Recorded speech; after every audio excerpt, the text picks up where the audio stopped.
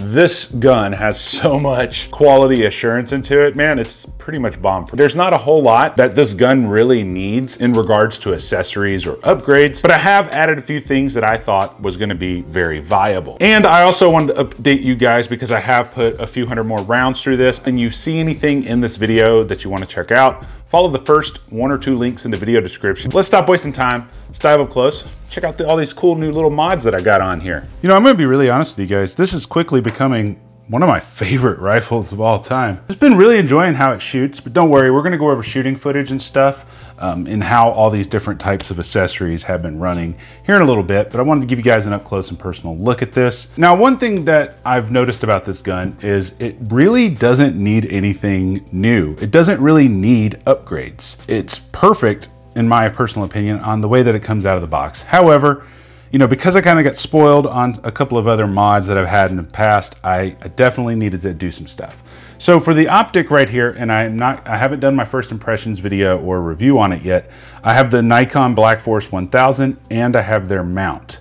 Now, one thing I will tell you about the mount real quick, I kind of need a cantilever mount instead of this straight up and down. The cantilevers kind of kick out because I'd like to mount this base a little bit further back so I could scoot the optic a little more forward so I'm not grabbing onto the rail.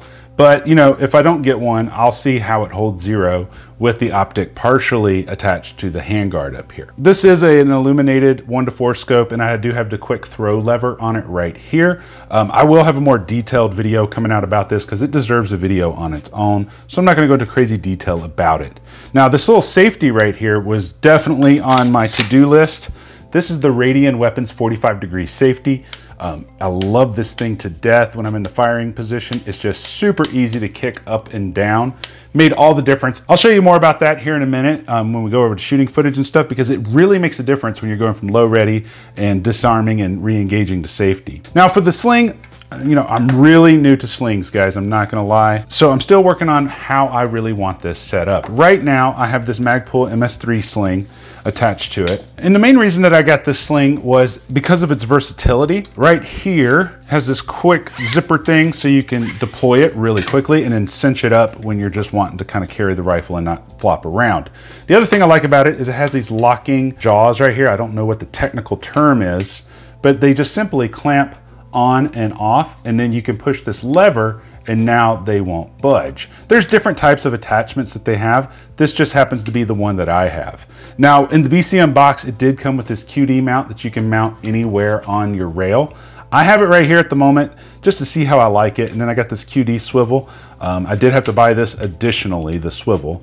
And then you can attach this and lock it on. Now I'm still thinking about how I want to do the rear. So I want you guys to tell me down in the comments what your favorite setup is for a sling, because I'm still learning and I'd love to hear you guys' feedback about it. So right now I kind of have it just going through the stock. It does have another portion to this sling, and I was going to show it to you on camera, but I set it somewhere and I can't find it. But essentially it's just another piece of cord, and it has a QD point as well with another one of these alligator clips. And what I liked about that other piece was you could take this off, you can clip it to that other piece that I can't find, and it will make it into a single point sling very quickly. But I will throw links below if this is something that you guys want to check out.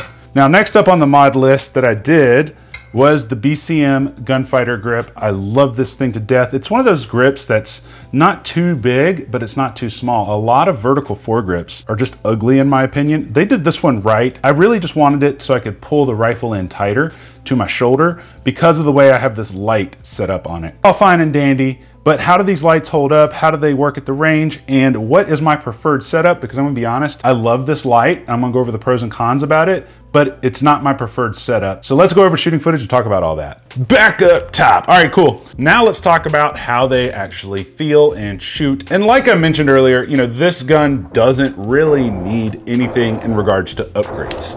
It really doesn't. It shoots great out of the box. So number one, I wanted to talk about the safety lever.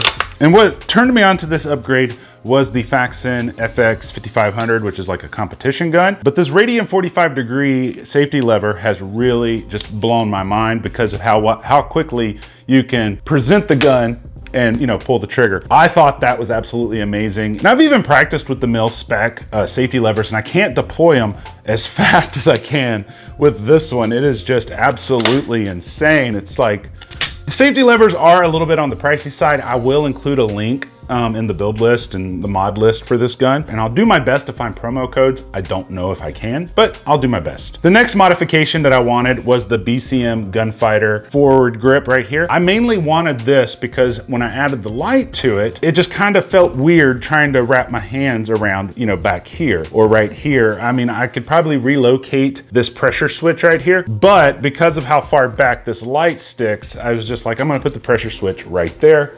And so what I love about it is I can just pull it into my shoulder.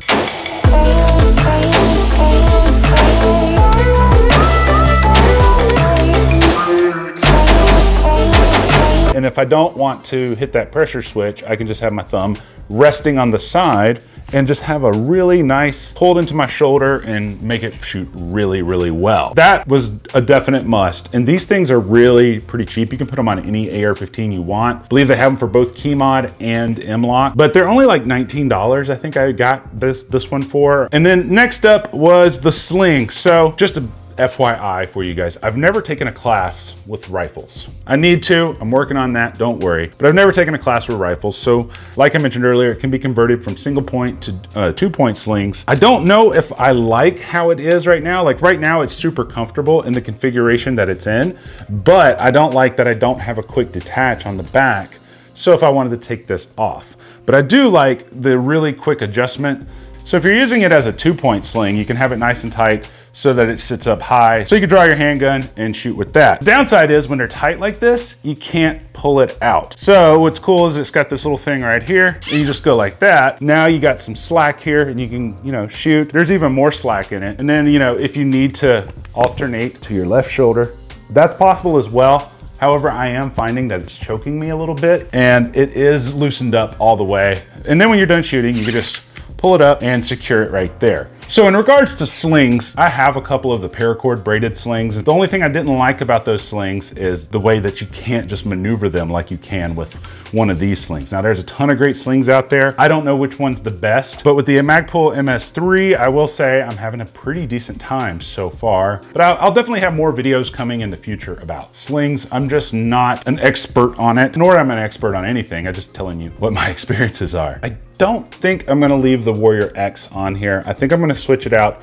to the PL Pro just because of how much weight that it adds on the front of it. I'm always hesitant with Olight lights just because of an experience I had 3 years ago where I bought a light and I basically had to return it like 3 or 4 times because every time it fell out of my pocket, it quit working. Ever since that point in time, I'm very, very critical of their lights and I'm always drop testing them. But with the Warrior X, I can tell you this, I have dropped it quite a few times and I haven't noticed any issues with it. However, I will say this, if you do get the Warrior X, you're gonna want to order this pressure switch right here, like I showed you up close, because the other pressure switch kind of sucks. Just wasn't a fan of it really. And that was because, you know, when I put my hand up here, it was just knocking it off every single time. So this is the pressure switch that goes to the Olight PL Pro. Let's talk about the pros and the cons of this light and the other light real quick. I like the Warrior X because, well, one, of its size, I think it's great to put in the truck or put in your nightstand. It also has these 18650 batteries that are removable, which is awesome because I have a ton of 18650 batteries. But what I love about it having a removable battery is you don't gotta just worry about the magnetic charger all the time. If you have a spare battery laying around,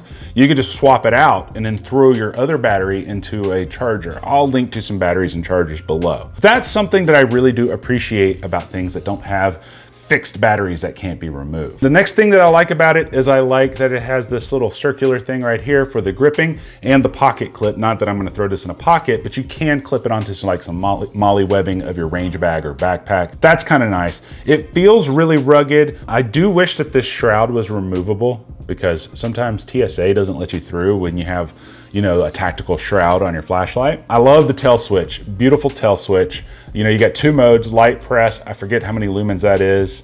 And then the high press is 2000 lumens. Now I've been using this light a ton. I use it to fix my garbage disposal the other day. And I use it when I'm going through the backyard, pulling the trash cans down, stuff like that.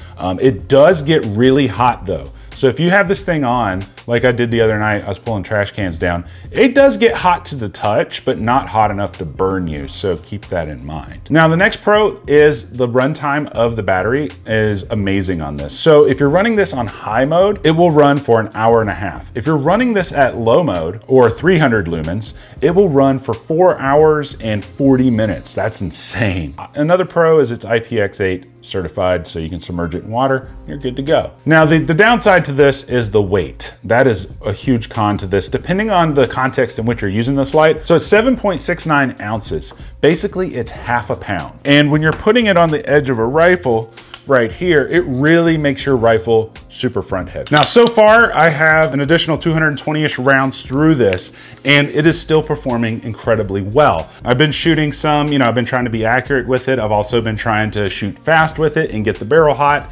just to see, how that affects things. So far, accuracy hasn't been affected by barrel heat. It's mainly just been affected by me maybe not being a good shooter. So far, so good. And still, I think we're currently, I don't know how many rounds we're at. I think we're approaching 500 rounds. I could be wrong about that. I have it all written down somewhere, but I haven't had any cycling issues, and I haven't had any issues with jams or double feeds, anything like that. And so far, I've tried it with, I think, 4 different types of magazines.